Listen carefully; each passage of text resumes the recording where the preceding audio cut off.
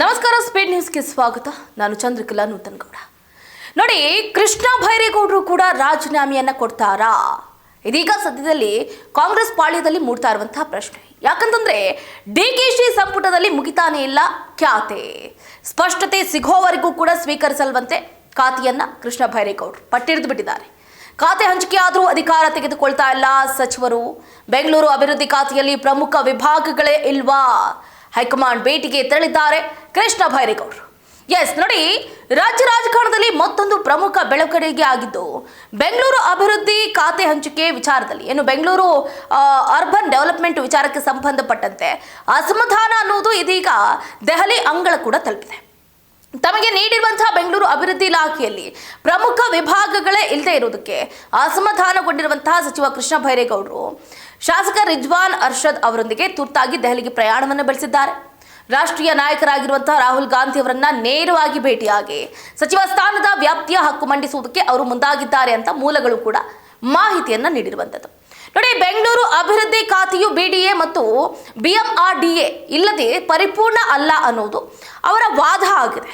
ಈ ಎರಡನ್ನು ಹೊರತುಪಡಿಸಿದ್ರೆ ನನಗೆ ನೀಡಿದ ಖಾತೆ ಕೇವಲ ಕಾರ್ಪೊರೇಷನ್ ವಿಷಯಗಳಿಗೆ ಸೀಮಿತ ಆಗಿರುತ್ತೆ. ನಗರಾಭಿವೃದ್ಧಿ ಇಲಾಖೆಯಲ್ಲಿ ಬಿಡಿಎ ಮತ್ತು ಬಿಎಂಆರ್ಡಿಎ ಇಲಾಖೆಗಳನ್ನ ಸೇರಿಸದೇ ಇದ್ರೆ ಅಧಿಕಾರ ಸ್ವೀಕಾರ ಮಾಡೋದೇ ಇಲ್ಲ ಅಂತ ಸಚಿವ ಕೃಷ್ಣ ಬೈರೇಗೌಡರು ಪಟ್ಟಣ ಹಿಡಿದಿದ್ದಾರೆ.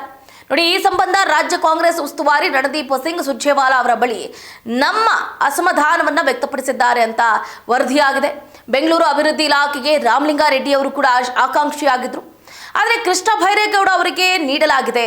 ಇದೀಗ ಖಾತೆಯಲ್ಲೂ ಕೂಡ ಬಿಡಿಎ ಮತ್ತು ಬಿಎಂಆರ್ಡಿಎ ಇಲ್ಲದೆ ಇರುವುದು ಬೈರೇಗೌಡರಿಗೆ ಅಸಮಾಧಾನವನ್ನ ತಂದೊಡ್ಡಿದೆ ಅಂದ್ರೂ ಕೂಡ ತಪ್ಪಾಗ್ಲಿಕ್ಕಿಲ್ಲ. ಹೀಗಾಗಿ ಕೃಷ್ಣ ಬೈರೇಗೌಡರು ಅಧಿಕಾರ ಸ್ವೀಕರಿಸುವುದಕ್ಕೆ ನಿರಾಕರಣೆ ಮಾಡಿದ್ದಾರೆ ಎನ್ನಲಾಗ್ತಾ ಇದೆ. ಬೆಂಗಳೂರು ನಗರಾಭಿವೃದ್ಧಿ ಖಾತೆಯು ಬಿಡಿಎ ಮತ್ತು ಬಿಎಂಆರ್ಡಿಎ ಇಲ್ಲದೆ ಪರಿಪೂರ್ಣ ಅಲ್ಲ ಅನ್ನೋದು ಅವರ ವಾದ ಆಗಿದೆ. ಈ ಎರಡನ್ನು ಹೊರತುಪಡಿಸಿದ್ರೆ ನನಗೆ ನೀಡಿದ ಖಾತೆ ಕೇವಲ ಕಾರ್ಪೊರೇಷನ್ ವಿಷಯಗಳಿಗೆ ಸೀಮಿತ ಆಗಿರುತ್ತೆ ಅಂತ ಹೇಳ್ಕೊಂಡಿದ್ದಾರೆ. ಅಸಮಾಧಾನಕ್ಕೆ ಕಾರಣವನ್ನ ಹುಡುಕ್ತಾ ಹೋಗೋದಾದ್ರೆ ನೋಡಿ, ಹೈಕಮಾಂಡ್ ಸೂಚನೆಯಂತೆ ಕೃಷ್ಣ ಬೈರೇಗೌಡರಿಗೆ ಬೆಂಗಳೂರು ನಗರಾಭಿವೃದ್ಧಿ ಇಲಾಖೆಯ ಜವಾಬ್ದಾರಿಯನ್ನು ನೀಡಲಾಗಿದೆ. ಆದರೆ ಇಲಾಖೆಯ ಪ್ರಮುಖ ಅಂಗಗಳಾದಂತಹ ಬೆಂಗಳೂರು ಅಭಿವೃದ್ಧಿ ಪ್ರಾಧಿಕಾರ ಅಂದರೆ ಬಿಡಿಎ ಮತ್ತು ಬೆಂಗಳೂರು ಮಹಾನಗರ ಪ್ರದೇಶ ಅಭಿವೃದ್ಧಿ ಪ್ರಾಧಿಕಾರ ಬಿಎಂಆರ್ಡಿಎ ಸೇರಿದಂತೆ ಪ್ರಮುಖ ವಿಭಾಗಗಳನ್ನು ಬೆಂಗಳೂರು ಅಭಿವೃದ್ಧಿ ಸಚಿವರಿಗೆ ವಹಿಸಿಕೊಟ್ಟಿಲ್ಲ. ಪ್ರಮುಖ ಇಲಾಖೆಗಳೇ ಕೈ ತಪ್ಪಿಸಿರೋದ್ರಿಂದ ಬೇಸತ್ತಿರುವಂತಹ ಕೃಷ್ಣ ಬೈರೇಗೌಡರು ಈವರೆಗೆ ಬೆಂಗಳೂರು ಅಭಿವೃದ್ಧಿ ಸಚಿವ ಸ್ಥಾನದ ಜವಾಬ್ದಾರಿಯನ್ನು ಕೂಡ ಅಧಿಕೃತವಾಗಿ ವಹಿಸಿಕೊಳ್ಳೋದಕ್ಕೆ ಹಿಂದೇಟನ್ನ ಹಾಕಿದ್ದಾರೆ ಎನ್ನಲಾಗ್ತಾ ಇದೆ.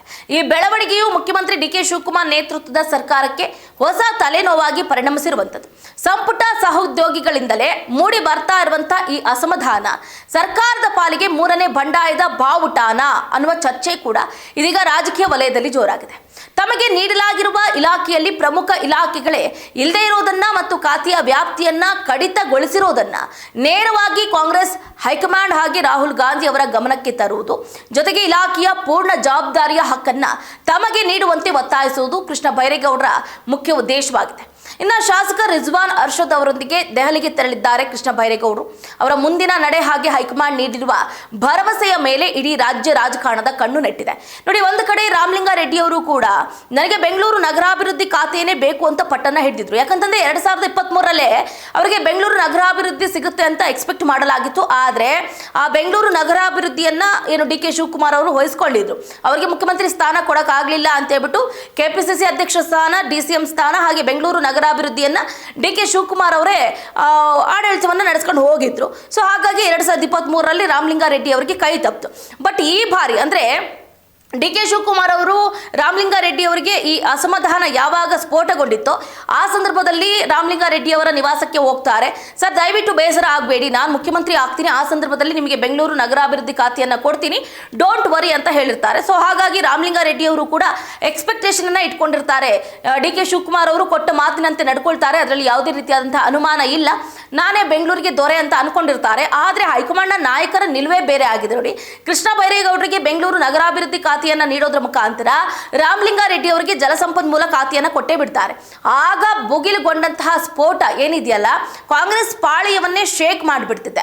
ರಾಮಲಿಂಗಾರೆಡ್ಡಿ ಅವರು ತಮ್ಮ ಸ್ಥಾನಕ್ಕೆ, ಸಚಿವ ಸ್ಥಾನಕ್ಕೆ ರಾಜೀನಾಮೆಯನ್ನು ನೀಡೋದ್ರ ಮುಖಾಂತರ ನನಗೆ ಜಲಸಂಪನ್ಮೂಲ ಖಾತೆ ಬೇಡ, ಕೊಟ್ಟರೆ ಬೆಂಗಳೂರು ನಗರಾಭಿವೃದ್ಧಿ ಖಾತೆಯನ್ನೇ ಕೊಡಿ ಅಂತಾನು ಕೂಡ ಪಟ್ಟನ್ನ ಹಿಡಿದಿತ್ತು. ಇಲ್ಲಿವರೆಗೂ ಕೂಡ ರಾಜೀನಾಮೆಯನ್ನು ವಾಪಸ್ ಪಡೆದಿಲ್ಲ. ಸೊ ಈಗ ನೋಡ್ತಾ ಇದ್ರೆ ಕೃಷ್ಣ ಬೈರೇಗೌಡರು ಕೂಡ ತಮ್ಮ ಸಚಿವ ಸ್ಥಾನಕ್ಕೆ ರಾಜೀನಾಮೆಯನ್ನು ಕೊಡ್ತಾರಾ? ಯಾಕಂತಂದ್ರೆ ಮುಖ್ಯವಾಗಿ BDA ಹಾಗೆ BMRDL ಏನು ಈ ಖಾತೆ ಇಲ್ಲ, ಹಾಗಾಗಿ ಆ ಖಾತೆಯನ್ನ ನಾನು ನಿಭಾಯಿಸೋದಕ್ಕಾಗೋದಿಲ್ಲ ಅನ್ನುವಂಥ ನಿಟ್ಟಲ್ಲಿ ಕೃಷ್ಣ ಬೈರೇಗೌಡರು ಕೂಡ ಈಗಾಗಲೇ ದೆಹಲಿ ಅಂಗಳಕ್ಕೆ ತೆರಳಿರುವಂಥದ್ದು. ಅವರು ಕೂಡ ತಮ್ಮ ಸ್ಥಾನಕ್ಕೆ ರಾಜೀನಾಮೆಯನ್ನು ಕೊಡಲುವಂತಹ ಸಾಧ್ಯತೆಯೂ ಕೂಡ ಹೆಚ್ಚಿದೆ ಅಂತ ಹೇಳಲಾಗ್ತಾ ಇದೆ. ಒಟ್ಟಾರೆಯಾಗಿ DK ಶಿವಕುಮಾರ್ ಅವರು ಪಾಪ ಅದು ಯಾವ ಸಂದರ್ಭದಲ್ಲಿ ಮುಖ್ಯಮಂತ್ರಿ ಸ್ಥಾನವನ್ನ ಅಲಂಕರಿಸಿದ್ರು ಏನೋ ಗೊತ್ತಿಲ್ಲ ನೋಡಿ. ಅವತ್ತಿಂದ ಇವತ್ತಿನವರೆಗೂ ಕೂಡ ಒಂದು ರೀತಿ ನೆಮ್ಮದಿಯ ನಿದ್ದೆ ಇಲ್ಲ. ಕಾಂಗ್ರೆಸ್ನ ನಾಯಕರು ಈ ರೀತಿ ಸ್ವಪಕ್ಷದಲ್ಲಿ ಒಂದು ಭಿನ್ನಾಭಿಪ್ರಾಯ ಮೂಡ್ತಾ ಇದ್ರೆ ಎಲ್ಲಿ ತಾನೇ ಸಮಾಧಾನ ಇರುತ್ತೆ? ನೋಡೋಣ, ದೆಹಲಿಗೆ ಹೋಗಿದ್ದಾರೆ ಕೃಷ್ಣ ಬೈರೇಗೌಡರು, ಏನೇನೆಲ್ಲ ಮಾತಾಡ್ತಾರೆ, ದೆಹಲಿಯ ದಂಡ ನಾಯಕರು ಇದಕ್ಕೆ ಯಾವ ರೀತಿಯಾದಂತಹ ಪರಿಹಾರವನ್ನ ನೀಡ್ತಾರೆ ಏನು ಅಂತ. ಇದಾಗಿತ್ತು ಇವರೆಗಿನ ಅಪ್ಡೇಟ್. ನೋಡ್ತಾ ಇರಿ ಸ್ಪೀಡ್ ನ್ಯೂಸ್, ಸುದ್ದಿ ನಿಮ್ಮದು, ವೇಗ ನಮ್ಮದು.